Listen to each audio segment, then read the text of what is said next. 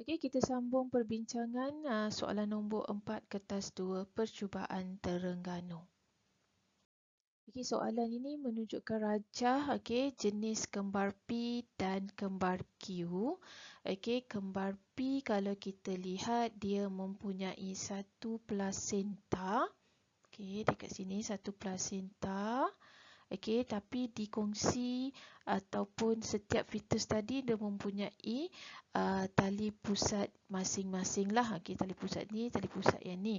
Okey, tapi dia berkongsi plasenta, satu plasenta.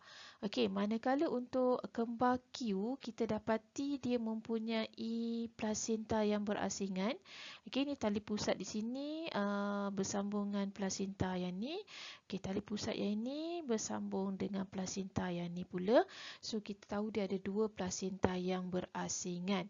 Okey, jadi kalau dia gambar P ini mempunyai satu plasenta, okey, berkongsi satu plasenta, maka dia merupakan kembar seiras. Okey, jadi betul dekat situ.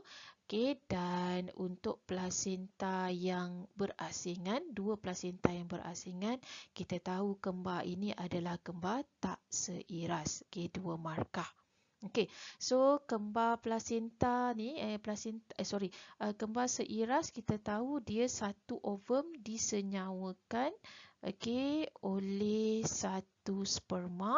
Manakala kalau plasenta dua ni ataupun kembar yang tak seiras ni, dia ada dua ovum disenyawakan oleh dua sperma yang berasingan lah.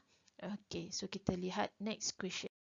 Okey, terangkan pembentukan kembar P tadi kembar seiras. Okey, jadi kembar seiras terbentuk disebabkan oleh satu sperma mensenyawakan satu ovum. Okey, satu dengan satu, betul, P1. Okey, kemudian masa dia membahagi tu dia membentuk dua embrio. Okey, betul. Dua zygote lah, satu embrio, kemudian dia menjadi dua zygote. Okey, kedua-dua embrio menjadi dua fetus dan dua fetus ini berkongsi satu plasenta. Okey, dua embrio terbentuk daripada zygote tadi. Dia membahagi, dia membentuk dua embrio. P2. Okey, kemudian berkembang menjadi dua fetus yang berasingan, P3, dan dia berkongsi satu plasenta P4. Okey, so ada 4 poin kat sini, dia dapat 3 markah. Okey, next question. Nyatakan perbezaan antara kembar P dan kembar Q. Nyatakan sahaja. So, markah yang diperlukan adalah 3. Jadi, kita berikanlah 3 perbezaan. Okey, perbezaan yang pertama, kembar P berkongsi satu plasenta. Okey, manakala kembar Q mempunyai dua plasenta yang berasingan. Okey, kita terima 1 dengan 2 dekat sini, perbezaan yang pertama. Okey, yang kedua, kembar P mempunyai kandungan genetik yang serupa. Okey, manakala kembar Q mempunyai kandungan genetik yang berbeza. Okey, ni boleh terima juga. Okey, ataupun kalau kita nak tengok kembar P dengan Q tu perbezaan lain dia, kita boleh sebut tentang zygote dia lah. Okey, ni dia menghasilkan, sebenarnya kembar P ni dia hasilkan satu zygote je dulu. Okey, satu zygote yang berpisah menjadi dua embrio, tapi Q tadi dia menghasilkan originally dan memang dua zygote. Okey, dua zygote terbentuk. Okey, selain daripada tu kita boleh cerita tentang dia punya jantina. Okey, P tadi, kembar tadi dia mempunyai jantina sebab dia seiras kan. Jantina dia mestilah sama, tak boleh berbeza.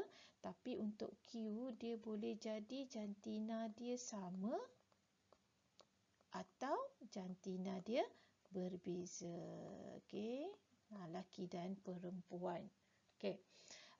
Kita boleh cerita juga tentang persenyawaan lah. Okey, kalau P tadi satu ovum dengan disenyawa oleh satu sperma. Okey, manakala Q dua ovum disenyawakan oleh, okey, yang saya tanda macam tanda tambah ni maknanya disenyawakan ya. So guna ayat yang lengkap. Dua ovum disenyawakan oleh dua sperma yang berbeza. Okey. So kita ada satu perbezaan dekat sini, satu perbezaan dekat sini. Markah dia nak 3 tapi dia ada 2 sahaja dapat. Okey. Boleh Okey. Soalan yang berikutnya D. Okey, soalan D ini menunjukkan beberapa keadaan kembar siam yang berlaku pada manusia. Kembar siam ni sebenarnya kembar seiras. Okey, dia dapat satu zygote. Okey, satu zygote tadi bila dia terpisah menjadi embrio yang berasingan. Okey, jadi embrio tadi mungkin terpisah tapi tidak lengkap. Okey, so dua embrio pembahagian tidak lengkap, so dia ada bahagian badan yang melekat. Okey, good tu semua fakta dia lah. Okey, soalannya, berdasarkan rajah terangkan mengapa keadaan perbezaan terbentuk. Okey.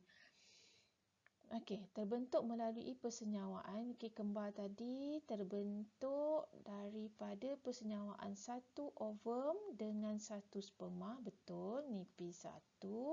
Menghasilkan dua embrio. Okey. Ataupun menghasilkan dua zygote. Okey, tapi pembahagian embrio tidak lengkap. Okey, yang ni kita nak lah. Pembahagian embrio tidak lengkap. P2 menyebabkan sebahagian organ, okey, menyebabkan ada organ yang melekat. Okey, ni P3. Okey, good. So, dia ada P1, P2, P3.